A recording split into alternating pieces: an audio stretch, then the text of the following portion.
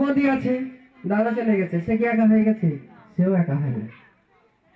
এরা কেউ যদি না থাকে তবুও মানুষ একটা একা হয় না, কারণ এ বাবা, ওই ভাই, ওই বোন, ওই দিদি, ওই কাকা, এদের সাথে আমাদের যে সম্পর্কটা, এটা ক্ষণস্থায়ী, চিরস্থায়ী নয়, ক্ষণস্থায়ী।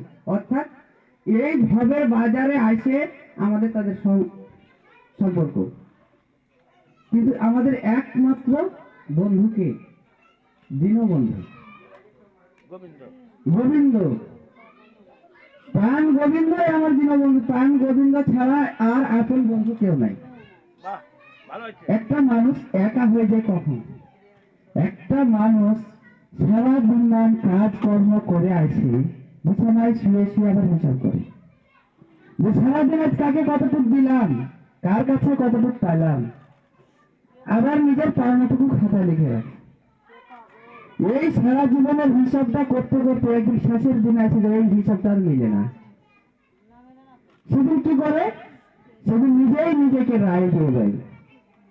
কি রায় দেয়? না কি রায় দেয়? নিজেই নিজেকে যে রায় দেয়, সে রায়টা কি রায় দেয়? হলো না। কেন হলো না?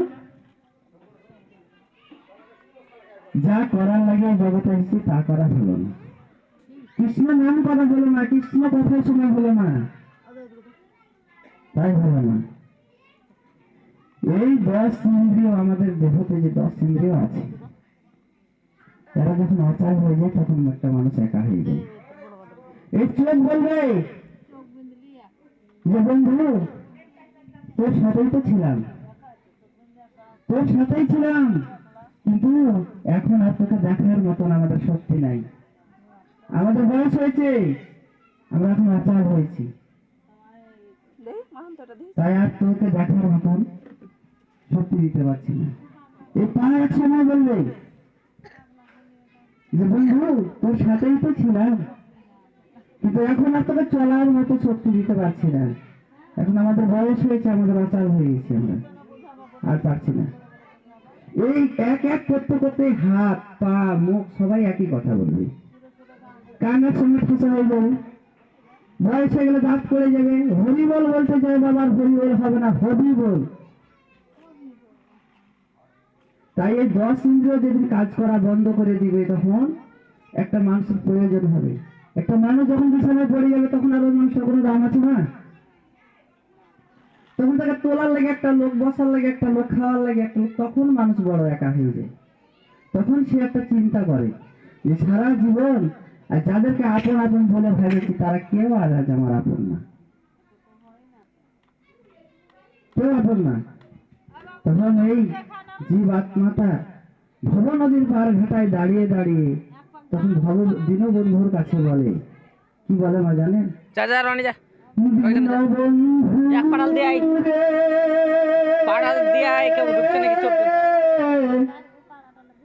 তুমি বিনে আমার কেহ নাই, দীনবন্ধু রে, তুমি বিনে আমার কেহ নাই, আমার পাপে ভরা দেহ লইয়া বলো এখন কোথায় যাই, আমার কেহ নাই, দীনবন্ধু রে, তুমি বিনে আমার কেহ নাই। আচ্ছা মা, এই জগতে আছে আমরা যাই করি কিনা, দুটা দিক, ভালো আর মন্দ। এই দেহটা হলো পাপের দেহ। আমাদের দেহ মা দুটা, একটা হলো স্থূল আর একটা হলো সূক্ষ্ম। তো এই সূক্ষ্ম দেহটাকে নিয়ে আমরা প্রাণ গোবিন্দর কাছে যাই, আর যেটা স্থল এটা থেকে যায়। কারণ যে এই দেহটা যদি ভগবানের কাছে যাইতে পারতো, তাহলে কারো কিন্তু পাপ থাকতো না। এটা হলো পাপের দেহ।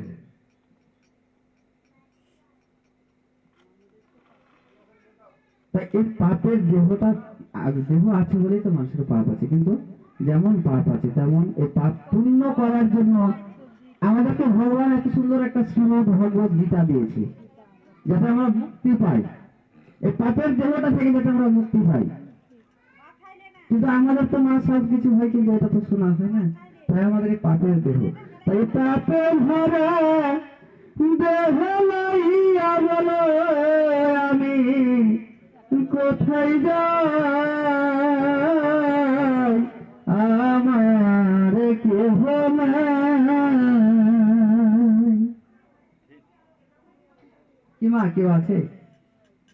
একটা বাবা যখন অচল হয়ে যায় তখন ছেলে বলে এ বাবা তোর, ওই বাবা তোর, ওই মা তোর, কিন্তু একটা সময় থাকে মা, যখন একটা শিশু যখন ছোট্ট দুধের বাচ্চা থাকে 4 বছরকার, তখন মাকে আর বাবাকে দুজনাকে যদি দাঁড় করিয়ে রাখে, দুটা সন্তানকে যদি দুই পাঞ্জরে রাখে, একটা মা যদি মাঝখানে দাঁড়িয়ে থাকে, তাহলে কি করে?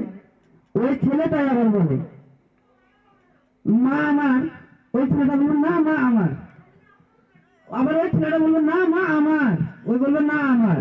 কিন্তু এই মাই এক সময় যখন বয়স হয়ে যায়, চলতে ফিরতে পারে না, যখন সে বড় একা হয়ে যায়, তখন ওই ছেলেরাই আবার কি বলে, দুই ছেলে যদি দুই দিকে থাকে মা, তখন আবার বলে কি এই মা তোর, ওই বলে না মা তোর, মা আমার না, আমার মা না, মা তোর, মানে এখন আর মায়ের প্রয়োজন নাই তো, তাই বলে যে এখন মা তোর।